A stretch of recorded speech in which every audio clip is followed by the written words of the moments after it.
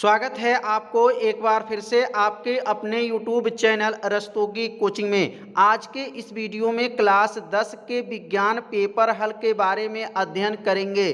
2020 में जो एग्जाम हुआ था उस पेपर कोड है NO पेपर कोड के सभी प्रश्नों को हल करके आज के इस वीडियो में बताया जाएगा और आप सभी विद्यार्थी इस प्रश्न को तैयार कर लीजिएगा, क्योंकि यह सब प्रश्न हर साल के बोर्ड के एग्जाम में पूछे जाते हैं। तो पहला प्रश्न से लेकर के लास्ट तक जो है आप सभी विद्यार्थी वीडियो को जरूर देखिएगा। पहला प्रश्न आया था, किसी गोली दर्पण तथा किसी पतले गोली लेंस दोनों की फोकस दूरियां प्रत्येक -15 सेमी हैं। दर्पण तथा लेंस संभावित है। यहाँ पर फोकस दूरियां जो -15 सेमी दिया गया है, इसमें बताना है कि इसमें दर्पण में कौन सा दर्पण होगा और लेंस में कौन सा लेंस होगा। तो यहाँ फोकस दूरी जब माइनस में दिया है, जब माइनस फोकस दूरी किस में होता है तो अवतल लेंस में भी होता है और अवतल दर्पण में भी होता है। इसका मतलब 4 ऑप्शन इसमें जो दिया गया है तो 4 ऑप्शन में पहला वाला ऑप्शन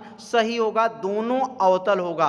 अवतल दर्पण हो या अवतल लेंस हो, उसमें फोकस दूरी क्या होता है, माइनस होता है। तो पहले वाले प्रश्न का विकल्प कौन सही होगा, पहला ऑप्शन जो है सही हो जाएगा, दोनों अवतल हो जाएगा। अगला प्रश्न आया हुआ था बोर्ड में, किसी बिंब का वास्तविक तथा समान आकार का प्रतिबिंब प्राप्त करने के लिए बिंब को उत्तल लेंस से समक्ष कहां रखें। तो किसी बिंब का वास्तविक तथा समान आकार का प्रतिबिंब प्राप्त करना है तो उत्तल लेंस के सामने कहां पे रखेंगे। पहला दिया गया था लेंस के मुख्य फोकस पर, दूसरा दिया गया था फोकस दूरी के दुगुनी पर, तीसरा दिया गया था अनंत पर और चौथा दिया गया था लेंस के प्रकाशीय केंद्र तथा मुख्य फोकस के बीच में। इसमें दूसरा वाला ऑप्शन सही हो जाएगा, फोकस दूरी के दुगुनी दूरी पर जो रखा जाएगा तो उसका बिंब जो है वास्तविक तथा समान आकार का प्रतिबिंब क्या होगा, प्राप्त होगा। इसमें ऑप्शन कौन सा सही हो जाएगा, तो दूसरा वाला ऑप्शन क्या हो जाएगा, सही हो जाएगा। अगला प्रश्न देख सकते हैं, अगला प्रश्न क्या आया हुआ था, तो प्रतिरोध R के किसी तार के टुकड़ों को 5 बराबर भागों में काटा जाता है। इन टुकड़ों को फिर पार्श्व क्रम में संयोजित कर देते हैं। इस संयोजन का तुल्य प्रतिरोध R डैश है, तो R बटा R डैश का मान क्या हो जाएगा, तो इसमें ऑप्शन जो है 25 हो जाएगा, कि इसमें जो है चौथा वाला ऑप्शन क्या है, सही है। अगला प्रश्न देख सकते हैं, यह प्रश्न तो हर साल के बोर्ड में आता है। एक लघु परिपथ में धारा का मान होता है, देख सकते हैं 2020 में भी आया है, 2019 में भी आया है और 2020 में 2 सेट में आया है। दोनों सेट का नाम भी देख लेंगे कि यहाँ दोनों सेट के पेपर में भेजा गया था कि एक लघु परिपथ में धारा का मान होता है, शून्य होता है, न्यूनतम होता है, अधिकतम होता है, सदैव स्थिर होता है। तो याद रखेंगे, लघु परिपथ का अर्थ होता है कि जब धारा का मान अधिक हो जाता है तो परिपथ क्या हो जाता है, जल जाता है। तो लघु परिपथ में धारा का मान क्या होगा, धारा का मान अधिकतम होगा, तभी लघु परिपथ होगा। इसका मतलब इसमें ऑप्शन जो है तीसरा वाला ऑप्शन क्या हो जाएगा, सही हो जाएगा। अब अगला प्रश्न दिया गया था, यहाँ पर न्यूमेरिकल प्रश्न आ गया है, देख लीजिए, बहुत आईएमपी प्रश्न है। एक उत्तल लेंस की फोकस दूरी 20 सेमी है। अब बताइए यहाँ फोकस दूरी क सेमी दिया गया है, 20 सेमी दिया गया है। इस लेंस से कितनी दूरी पर कोई वस्तु रखी जाए जिससे उसका वस्तु से 2 गुना बड़ा वास्तविक प्रतिबिंब बने जबकि प्रतिबिंब वास्तविक हो। तो यहाँ पर जो दिया गया है फोकस दूरी 20 सेमी दिया है, तो F बराबर 20 सेमी यहाँ नोट कर लेंगे और यहाँ पर उसका वस्तु का 2 गुना जब कहा जाएगा तो M का मान जो है इसमें -2 रखेंगे, क्योंकि उसका 2 गुना प्रतिबिंब बने जबकि प्रतिबिंब क्या हो, वास्तविक हो। जब वास्तविक रहता है तो याद रखेंगे M का मान क्या होता है, माइनस होता है, इसलिए M का मान जो है -2 रखेंगे। और M का सूत्र क्या होता है, V बटा U होता है। अब U का गुणा जब V में कर लेंगे तो V बराबर क्या बनेगा, -2U बन जाएगा। U का गुणा जब -2 में करेंगे तो क्या बनेगा, -2U हो गया। और F का मान क्या है, 20 सेमी है।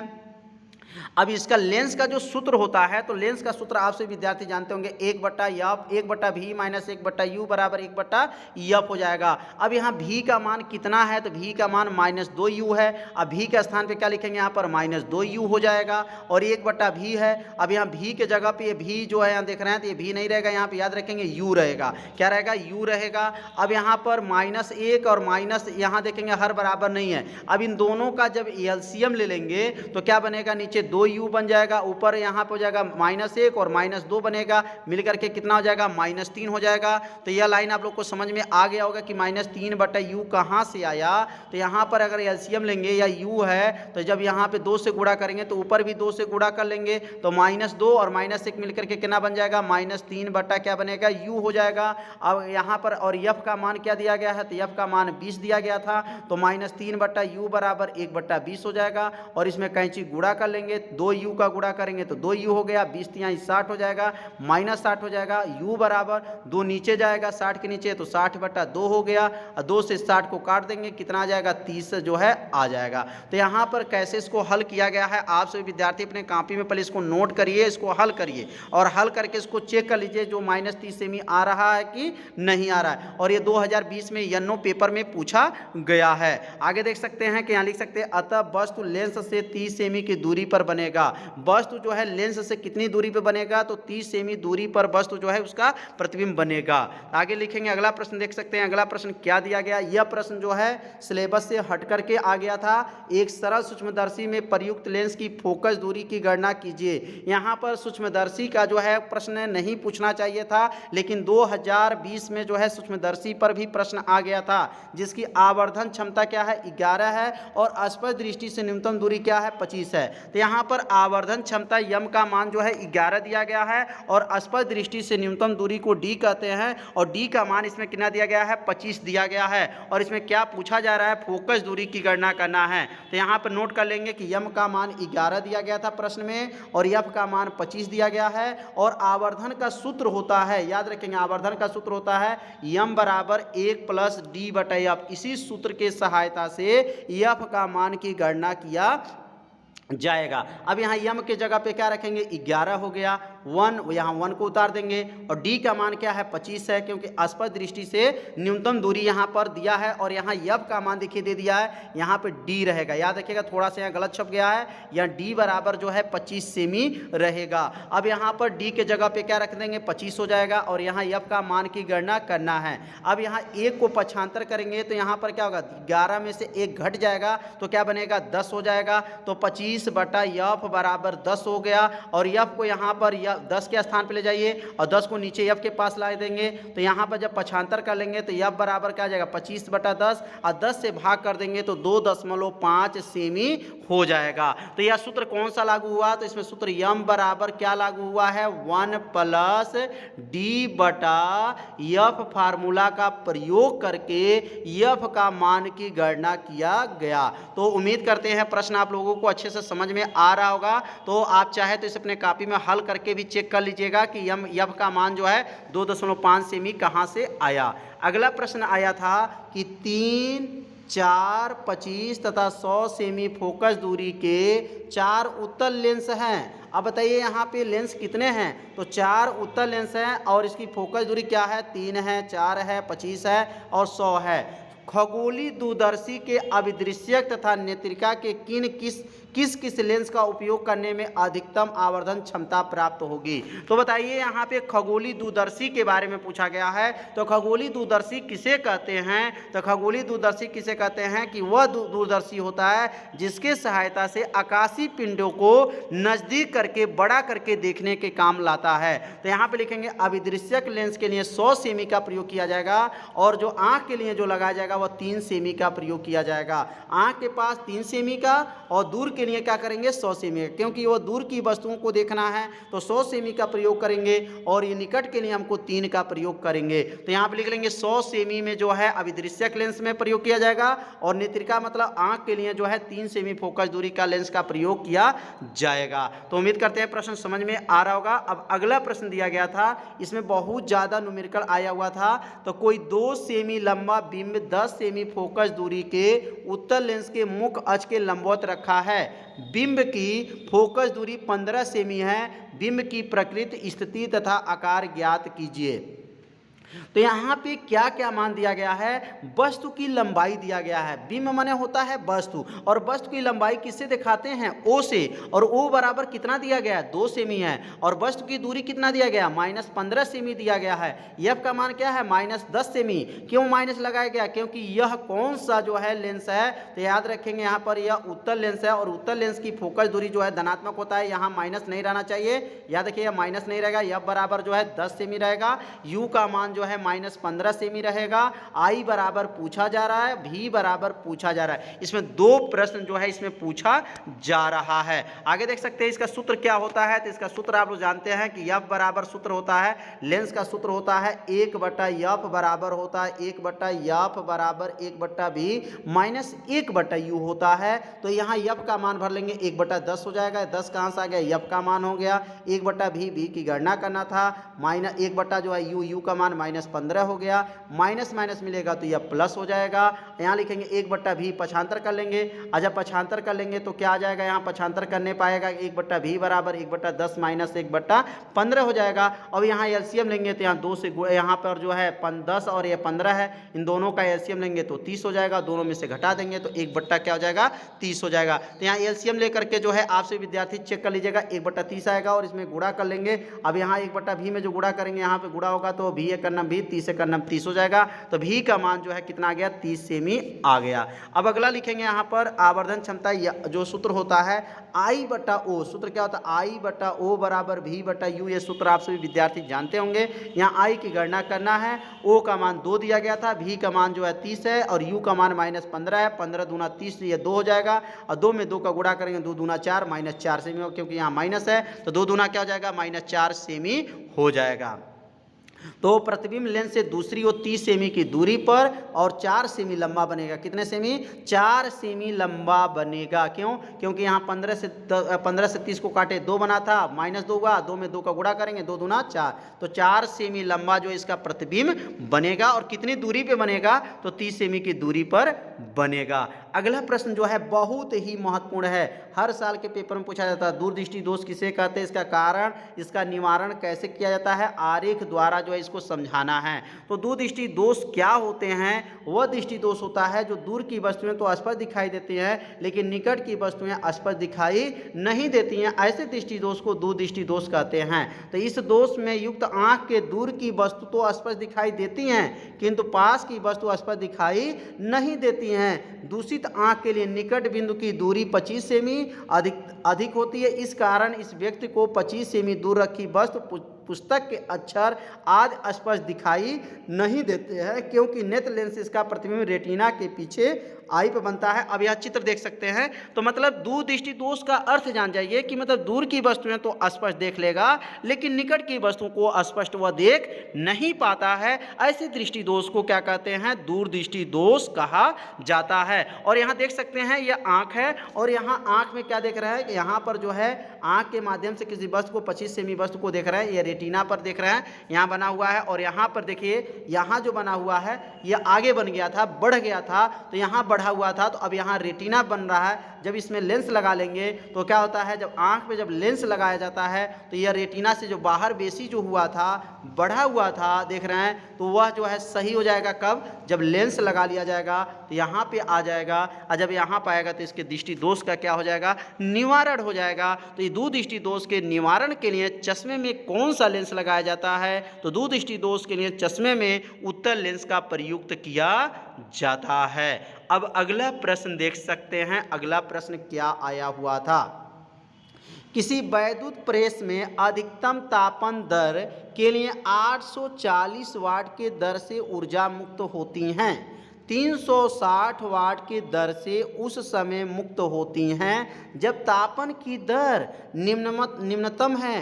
यदि विद्युत आपूर्ति का वोल्टता 220 वोल्ट है तो दोनों प्रकरण में वैद्युत धारा प्रतिरोध का मान का परिकलन कीजिए। तो यहाँ पर क्या क्या मान दिया गया है, तो इसमें दो स्थिति दिया गया है। पहला जो वाट दिया गया है 840 वाट दिया गया है और दूसरा जो वाट दिया गया है वह 360 वाट दिया गया है। और यहाँ वोल्टेज देखा जाए तो दोनों में जो है 220 का वोल्ट दिया गया है। तो यहाँ पे लिखेंगे प्रथम दशा में अगर देखते हैं तो P1 मान लेंगे, P1 बराबर 840 वाट दिया गया था और वोल्ट जो दिया गया है 220 वोल्ट दिया गया था। और द्वितीय दशा में देखेंगे तो P2 का मान 360 वाट दिया गया था और वोल्टेज का मान जो दिया है 220 दिया गया है। और इसमें धारा की गणना करना था और प्रतिरोध की गणना करना है। तो यहाँ पर लिखेंगे प्रथम दशा में वैद्युत धारा,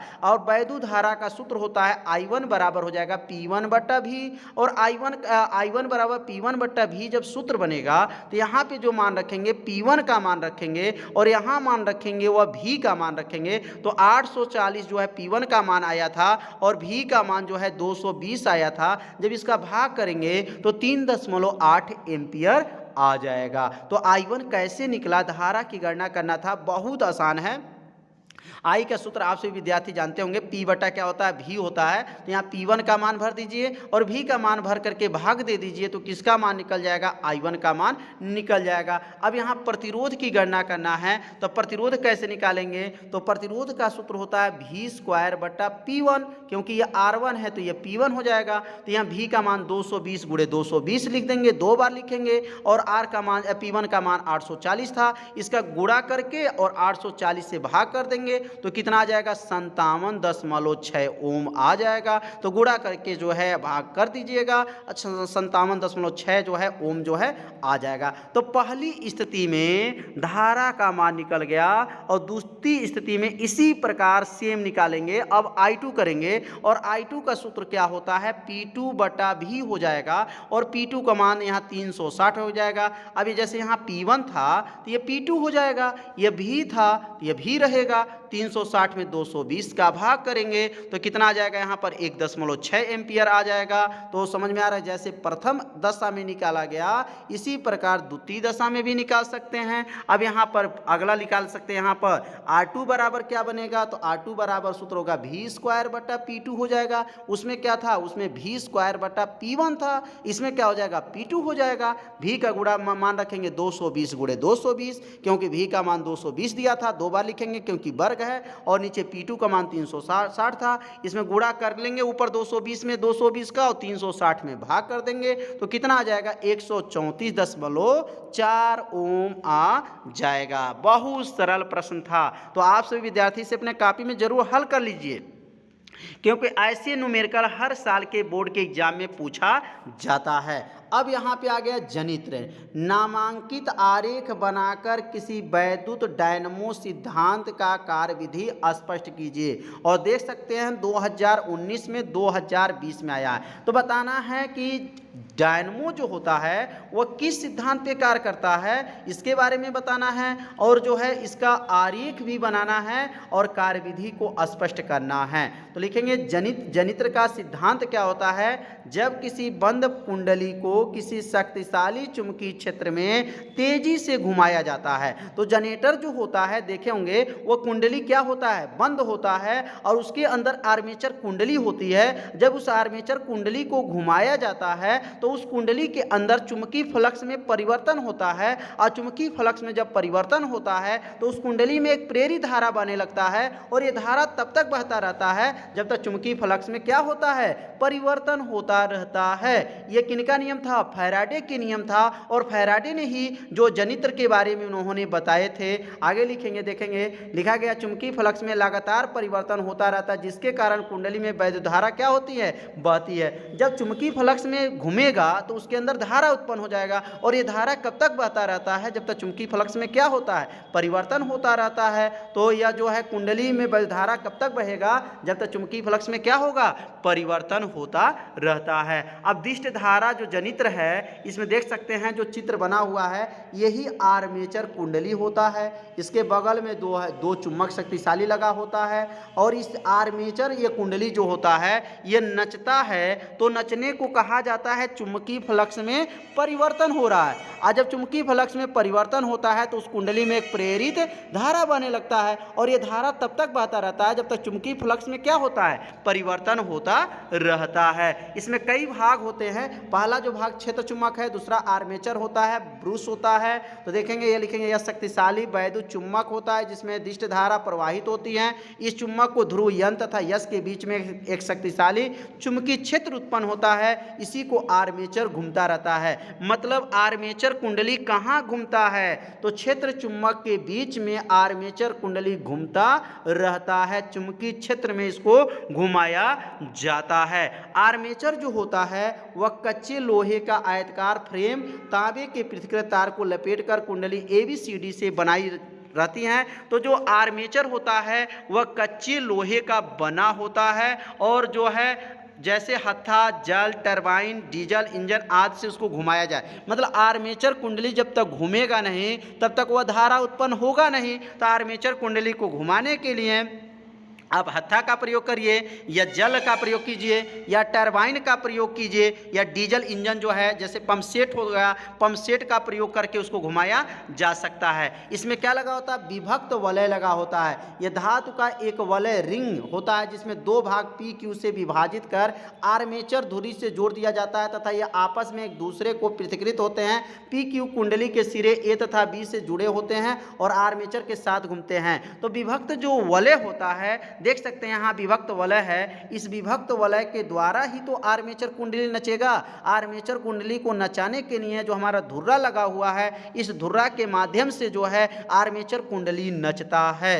तो उम्मीद करते हैं आप लोगों को समझ में आ रहा होगा। आगे देख सकते हैं विभक्त वलय के बाद से ब्रूस है। ब्रूस जो है ग्रेफाइट के दो ब्रूस यम तथा यन विभक्त वलय के स्पर्श किए रहते हैं और बाह्य परिपथ में धारा को संचरित करते हैं। तो यहाँ पर ब्रूस कहाँ लगा होता है, तो विभक्त वलय के पास जो है ब्रूस लगा होता है। तो उम्मीद करते हैं आप सभी विद्यार्थियों को ये डायनमो जो है आप लोगों को अच्छे से समझ में आ गया होगा। अब आगे देखेंगे अगला प्रश्न क्या आया हुआ था। अगला प्रश्न भी देखिए न्यूमेरिकल ही आया था। अब यहाँ पे क्या क्या प्रश्न है, 2 ओम है, 3 ओम है, 5 ओम के प्रतिरोध श्रेणी क्रम में जोड़ा गया है। किस क्रम में जोड़ा गया है, श्रेणी क्रम में जोड़ा गया है। संयोग के दोनों सिरों पर 30 वोल्ट का विभवांतर लगा है। प्रत्येक प्रतिरोध के सिरों के बीच में विभवांतर ज्ञात कीजिए। 3 ओम के प्रतिरोध में उत्पन्न ऊष्मा की गणना कीजिए। तो यहाँ पर देखा जाए तो 2 प्रश्न पूछा गया है। तो यहाँ 2 प्रश्न को हल किया जाएगा क्रमशः। अब यहाँ पे देखेंगे R1 कितना दिया गया है, तो R1 2 ओम दिया गया है, R2 3 ओम दिया गया है, R3 5 ओम दिया गया है और किस क्रम में जोड़ा गया है, तो श्रेणी क्रम में जोड़ा गया है। तो श्रेणी क्रम का R बराबर सूत्र होता है R1 plus R2 plus R3 होता है। आप सभी विद्यार्थी जानते हैं R1 plus R2 plus R3 ये किस क्रम में होता है, तो श्रेणी क्रम में तुल्य प्रतिरोध का सूत्र होता है। तो 2 ओम, 3 ओम, 5 ओम को जोड़ लेंगे, R1 का मान या R2 का मान या R3 का मान है, तीनों जोड़ेंगे तो टोटल कितना हो जाएगा, 10 ओम हो जाएगा। यह विभवांतर कितना दिया है, तो 30 वोल्ट जो है प्रश्न में विभवांतर दिया गया था। यह 10 ओम कैसे आया, R1 R2 R3 ये तीनों को जोड़ा गया तो 10 ओम हुआ विभवांतर। तो यहाँ परिपथ में धारा की गणना करेंगे तो I बराबर V बटा R हो जाएगा और V का मान 30 वोल्ट है और R का मान 10 था, 10 तिहाई 30, 3 एम्पियर जो है धारा का मान निकल गया। अब श्रेणी क्रम में धारा का मान आपस में क्या होता है, बराबर होता है। अब 2 ओम में बताना है विभवांतर क्या है, 3 ओम में विभवांतर क्या है और 5 ओम में विभवांतर क्या है। तो विभवांतर का सूत्र हो जाएगा, अब यह 2 क्यों लिखा गया है, तो यह बताया जा रहा है कि 2 ओम के लिए वोल्टेज निकालना है, 3 ओम के वोल्टेज और 5 ओम का वोल्टेज निकालना है।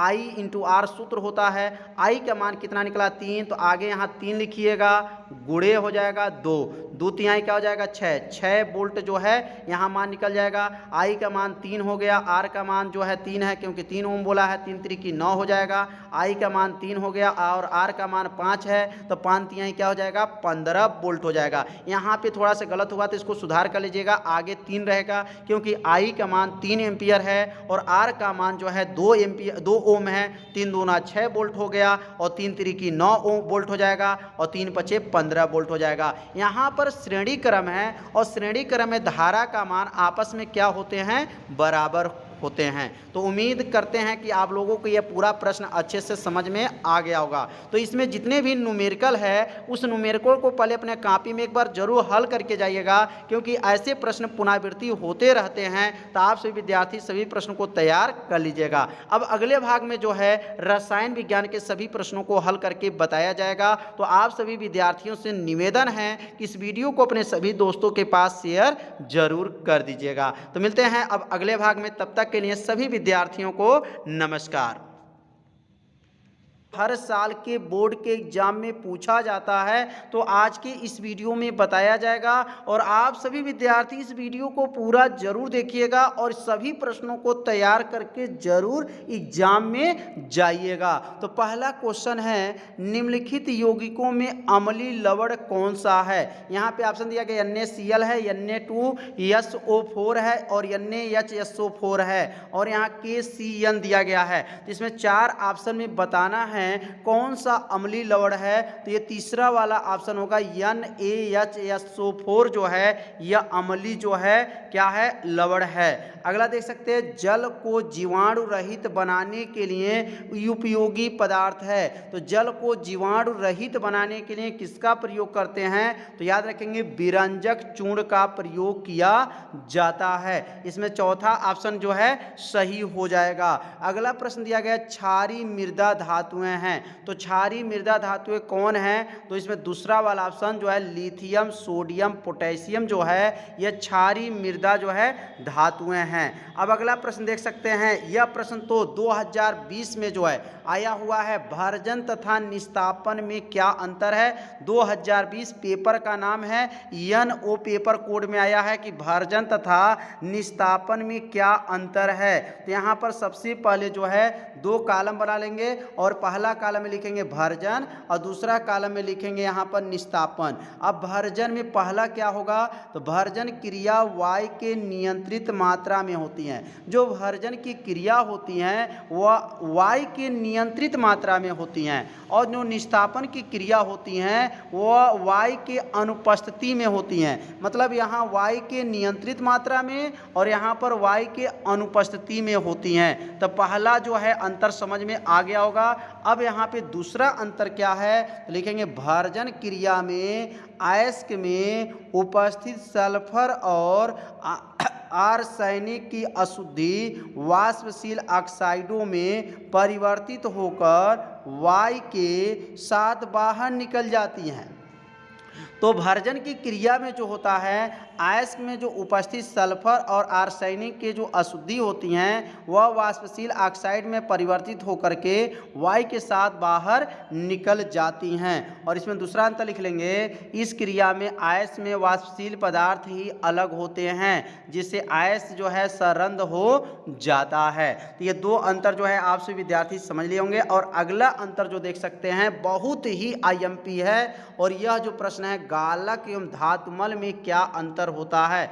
यह भी प्रश्न कई साल के बोर्ड के एग्जाम में आया हुआ है। तो पहले लिखेंगे गालक, जो पदार्थ उच्च ताप पर अयस्क में उपस्थित अगलनीय अशुद्धियों को गलाकर अपने साथ मिला लेते हैं तथा अपचयी धातु से अशुद्धि होकर अलग कर लेते हैं, गालक कहलाते हैं। जो पदार्थ जो है उच्च ताप पर अयस्क से उपस्थित अगलनीय अशुद्धियों को गलाकर अपने साथ मिला देने तथा अपचयी धातु से अशुद्धि को क्या कर दे, अलग कर देते हैं, गालक कहलाते हैं। अब यहाँ पे धातुमल क्या होते हैं, अब यहाँ धातुमल की परिभाषा देख लेंगे कि धातुमल की परिभाषा क्या होगा, अगलनीय अशुद्धियाँ गालक के साथ क्रिया करके जो अविलेय हल्का यौगिक बनाते हैं उन्हें धातुमल कहते हैं। कितना आसान है, 2 लाइन की परिभाषा है, इस परिभाषा को रट लीजिएगा, बहुत ही आईएमपी है। अगला प्रश्न है, संतृप्त तथा असंतृप्त हाइड्रोकार्बन में अंतर बताना है। क्या अंतर है, संतृप्त तथा असंतृप्त हाइड्रोकार्बन का समान सूत्र लिखिए। तो संतृप्त और असंतृप्त हाइड्रोकार्बन में क्या अंतर है, 2020 के बोर्ड में पूछा गया है। तो सबसे पहले जो है 2 कॉलम बनाएंगे और पहले कॉलम में लिखेंगे संतृप्त कार्बन हाइड्रोकार्बन और दूसरा लिखेंगे असंतृप्त हाइड्रोकार्बन। अब यहाँ 2 कॉलम में पहला कॉलम लिखेंगे संतृप्त हाइड्रोकार्बन में कार्बन परमाणु एकल बंध के श्रृंखला में होते हैं। जो संतृप्त हाइड्रोकार्बन होते हैं उनका कार्बन का जो परमाणु होता है जो एकल बंध से जुड़ा होता है, एकल बंध से जुड़ा रहेगा। और असंतृप्त हाइड्रोकार्बन जो होते हैं जो उनकी परमाणु होते हैं वह द्विबंध से त्रिबंध से जुड़े होते हैं। मतलब एकल बंध किसमें होता है, संतृप्त हाइड्रोकार्बन में, और असंतृप्त हाइड्रोकार्बन में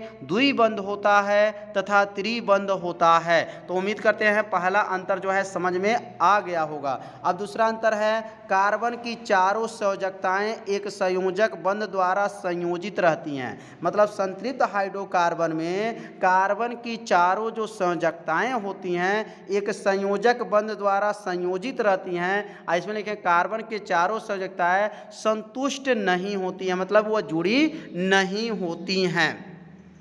तो समझ में आ गया होगा यहाँ 2 अंतर। तो आप सभी विद्यार्थी इस अंतर को याद जरूर कर लीजिएगा। तीसरा अंतर है, कार्बन की चारों संयोजकताएं संतृप्त होने के कारण यह बहुत कम क्रियाशील होते हैं। मतलब जो कार्बन की जो चारों संयोजकताएं होती हैं वह संतृप्त होने के कारण वह बहुत कम क्रियाशील होते हैं, जबकि इसमें जो है कार्बन की चारों संयोजकताएं संतृप्त नहीं होने के कारण अधिक क्रियाशील होते हैं। मतलब यह अधिक क्रियाशील होते हैं और यह क्या होते हैं, कम क्रियाशील होते हैं। अगला देख सकते हैं, इनका समान सूत्र क्या होता है। इनका समान सूत्र जो है संतृप्त हाइड्रोकार्बन का क्या होता है, CnH2n+2 होता है, और इनका समान सूत्र क्या होता है, CnH2n होता है। तो यह 2 प्रश्न यहाँ से भी बन सकते हैं कि असंतृप्त हाइड्रोकार्बन का समान सूत्र क्या है और असंतृप्त जो है हाइड्रोकार्बन का समान सूत्र क्या है। तो ये दोनों अंतर जो है बताया जा चुका।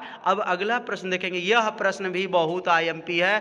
डोबनाइनर का त्रिक सिद्धांत क्या है, इनके संक्षिप्त टिप्पणी उदाहरण द्वारा लिखना है। तो डोबनाइनर साहब ने क्या बात बताए थे, 2 नंबर का प्रश्न है। तो डोबनाइनर साहब का कहना था कि जो समान गुण वाला 3 तत्व को लेंगे, क्या लिखेंगे, डोबनाइनर ने क्या बताए थे, समान गुणों वाली 3 तत्वों के समूह बनाए और यह ज्ञात किया कि यदि समान गुण वाली 3 तत्वों को उनको बढ़ते हुए परमाणु भार के क्रम में रखा जाए तो बीच वाला तत्व का परमाणु भार पहले और तीसरे के परमाणु भारों के औसत के क्या होता है, बराबर होता है। इनका कहना था कि अगर 3 तत्व लिए हैं, अब यहाँ 3 तत्व कौन है, लिथियम है, सोडियम है, पोटेशियम है। अब ये 3 तत्वों का अगर पहले का और तीसरे का, पहले और तीसरे का जब औसत किया जाएगा तो दूसरे के बराबर आना चाहिए। तो 7 और 39 को जोड़ लेंगे, 7 39 को जोड़ करके जब 2 से भाग करेंगे तो क्या आ जाएगा, 23 आ जाएगा।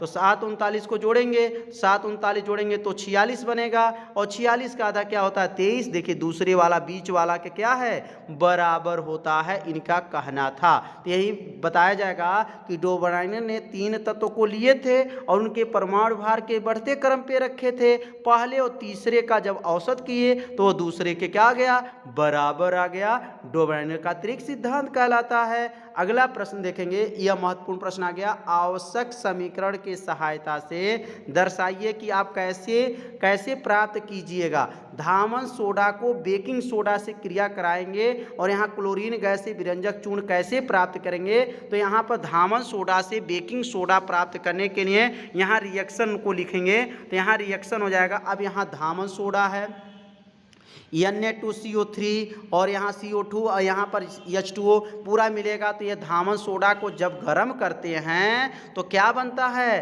खाने का सोडा बनता है। धामन सोडा को गर्म करने पर खाने का सोडा बनता है। तो इस रिएक्शन को आपको बताना है, केवल रिएक्शन लिख देंगे आपको 1 नंबर मिल जाएगा।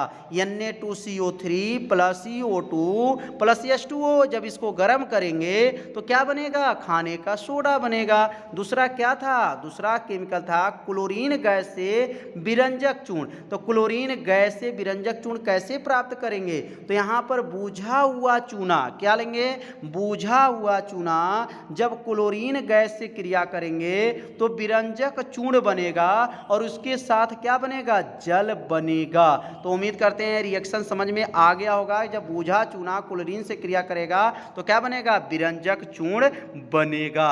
अगला प्रश्न देखेंगे, मीथेन का निम्नलिखित पदार्थों का अभिक्रिया का केवल समीकरण द्वारा लिखिए। मतलब मीथेन क्लोरीन के साथ क्रिया करेगा तो क्या बनेगा, और मीथेन जो है ऑक्सीजन के साथ क्रिया करेगा तो क्या बनेगा। तो यहाँ पे लिख लेंगे, जब मीथेन क्लोरीन के साथ क्रिया करता है तो मेथिल क्लोराइड बनता है और उसके साथ हाइड्रोक्लोरिक अम्ल भी बनता है। तो मीथेन क्लोरीन के साथ क्रिया करता है तो मेथिल क्लोराइड, इसी को कहते हैं क्लोरोमीथेन भी कहा जाता है, और हाइड्रोक्लोरिक अम्ल भी बनता है। अगला देख सकते हैं, जब मीथेन ऑक्सीजन के साथ क्रिया करता है तो क्या बनता है, मीथेन जो है ऑक्सीजन के साथ क्रिया करेगा तो कार्बन डाइऑक्साइड बनेगा और उसके साथ जल भी प्राप्त होगा और उसके साथ ऊष्मा एवं प्रकाश भी प्राप्त होगा। अब अगला प्रश्न देख सकते हैं। अगला प्रश्न है, सोडियम क्लोराइड जलीय विलयन में, सोडियम क्लोराइड को जलीय विलयन में विद्युत प्रवाहित होने से वैद्युत अपघटनी विधि का वर्णन कीजिए।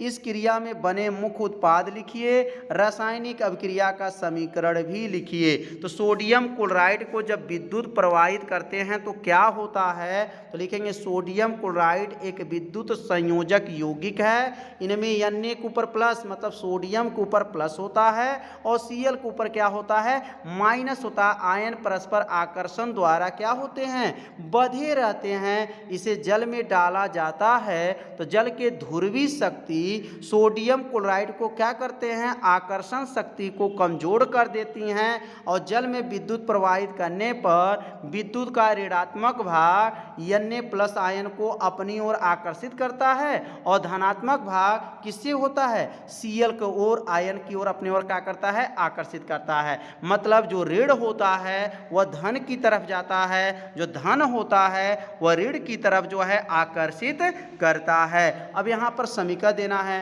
तो NaCl को जब गर्म करेंगे जल के उपस्थित में तो यह Na प्लस बनेगा और Cl क्या हो जाएगा, माइनस बन जाएगा। अगला प्रश्न, यह तो हर साल के पेपर में आता है, साबुन, साबुनीकरण, योग अभिक्रिया और सजाती श्रेणी छप गया है पेपर में, हर साल के पेपर में आता है। तो आप सभी विद्यार्थी इसको जरूर तैयार कर लीजिए। अब साबुनीकरण क्या है, तो और देख सकते हैं परिभाषा कितने साल पूछा गया है। साबुनीकरण, साबुन उच्च वसीय अम्लों के सोडियम एवं पोटेशियम लवण को क्या कहते हैं, साबुन कहते हैं। साबुन मृदु जल के साथ अधिक, कठोर जल के साथ कम झाग देते हैं। उच्च वसीय अम्लों में सोडियम और पोटेशियम को मिला करके जो लवण तैयार होता है उसी को साबुन कहा जाता है। और साबुन बनाने की जो क्रिया होता है वही साबुनीकरण होता है। तो यहाँ लिखेंगे वसाओं को सोडियम हाइड्रॉक्साइड अथवा पोटेशियम हाइड्रॉक्साइड के साथ गर्म करने पर बनते हैं। साबुन बनाने की क्रिया को ही क्या कहते हैं? साबुनीकरण कहते हैं। कितना आसान है, साबुन बनाने की क्रिया को क्या कहेंगे? साबुनीकरण कहते हैं। अब ये साबुन कैसे बनता है, तो यहाँ पर जो देख रहे हैं पूरा सूत्र वसा का है, मतलब यह वनस्पति तेल का है और इसमें जो है सोडियम हाइड्रॉक्साइड का जली विलयन को डाला गया है। तो सोडियम हाइड्रॉक्साइड का जली विलयन डाला गया है, तो यहाँ पे जो बना है ग्लिसरॉल बना है और ग्लिसरॉल के साथ क्या बना है? साबुन बना है। तो साबुन बनाने के लिए वसा में सोडियम हाइड्रॉक्साइड का विलयन डाल करके जब इसको गर्म करते हैं तो ग्लिसरॉल बनता है और ग्लिसरॉल के साथ जो है साबुन बनता है। तो उम्मीद करते हैं समझ में आ गया होगा साबुनीकरण क्या है। तो साबुन बनाने की क्रिया ही साबुनीकरण कहलाता है। अगला प्रश्न देखेंगे, योगात्मक अभिक्रिया से आप क्या समझते हैं? तो वे रासायनिक अभिक्रियाएं हैं जिसमें कार्बनिक यौगिकों में अभिकर्मक का योग होने पर यौगिकों की असंतृप्तता कम हो जाती है तथा संतृप्त यौगिक में परिवर्तित हो जाता है। एथिलीन को क्लोरीन से अभिक्रिया योगात्मक अभिक्रिया का क्या है? उदाहरण है। तो योगात्मक अभिक्रिया भी बहुत महत्वपूर्ण है। यहाँ पे केमिकल देख रहे हैं, एथिलीन जो है क्लोरीन के साथ क्रिया किया तो क्या बना? एथिलीन डाई जो है क्लोराइड बना। यहाँ पर क्लोराइड रहेगा, या देखिए एथिलीन डाई जो है क्लोराइड प्राप्त हुआ। सबसे महत्वपूर्ण प्रश्न अब आ गया, सजाती श्रेणी। सजाती श्रेणी क्या है? समान क्रियात्मक समूह वाले यौगिकों को उनके बढ़ते या घटते क्रम में परमाणु भार में रखा जाता है। मतलब समूह वाले मतलब समान क्रियात्मक, दो गो समान क्रियात्मक वाला यौगिक रहेगा, उनके बढ़ते या घटते क्रम अणुभार के क्रम में रखा जाएगा तो प्राप्त जो श्रेणी होता है वही श्रेणी सजाती श्रेणी कहते हैं। और सजाती श्रेणी में दो क्रमागत सदस्यों का जो अंतर होता है, याद रखेंगे CH2 होता है। सजाती श्रेणी के जो दो सदस्य लेंगे उनके बीच में कितने का अंतर होता है? CH2 होता है, वही सजाती श्रेणी कहलाता है। अब यहाँ पर जैसे देख सकते हैं C2, यहाँ पर मीथेन C2 जो है C2H4 है और CH यहाँ C2H6 है। अगर इन दोनों का अंतर किया जाए तो यहाँ दो कार्बन में से एक कार्बन घटेगा तो एक कार्बन बचेगा और 6 हाइड्रोजन में से 4 हाइड्रोजन घटा देंगे तो 2 हाइड्रोजन बनेगा। तो यहाँ पे कितने का अंतर होगा? CH मतलब CH2 का अंतर है। इन दोनों के बीच में कितने का अंतर होना चाहिए? 2 CH2 का अंतर होता है, उसी को सजाती श्रेणी कहते हैं। और इसमें क्या होता है, इसमें देखेंगे कि जो तत्व लेंगे वह क्रमागत संख्या होना चाहिए। क्रम मतलब 2 के बाद 3, 3 के बाद 4, ऐसे क्रमागत संख्या लेंगे और इसमें दोनों का अंतर क्या हो? CH2 का अंतर हो। तो उम्मीद करते हैं यह रसायन विज्ञान का महत्वपूर्ण प्रश्न आप सभी विद्यार्थियों को अच्छे से समझ में आ गया होगा। तो इस सभी प्रश्नों को तैयार करके जरूर जाइएगा, इसमें से प्रश्न एकदम आना है। 100% का गारंटी है इसमें से प्रश्न आएंगे, लेकिन पूरे प्रश्न की गारंटी नहीं है, लेकिन प्रश्न आने की पूरा संभावना है। तो आप सभी विद्यार्थी इसको जरूर तैयार करके जाइएगा। तो मिलते हैं अब अगले भाग में, तब तक के लिए सभी विद्यार्थियों को नमस्कार।